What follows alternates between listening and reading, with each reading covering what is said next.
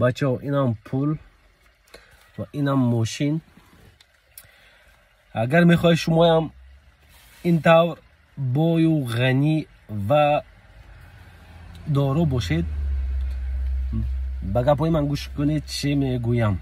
دارایی نزد عاقلان با پوری جیب ها نباشد. دارایی نزد عاقلان با پوری جیب ها نباشد. انسان غنی با پول و خلطه طلا نباشد. دارا کسی است که چشمان حلیم و سیر دارد،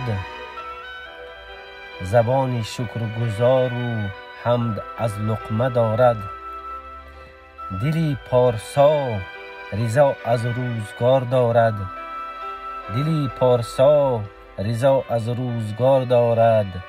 همیشه لبخند و کس منت ندارد. این مصرع های بافته خودم است و فکراتون در پایان نوشته کنید چی معنا و چی فهمیدید.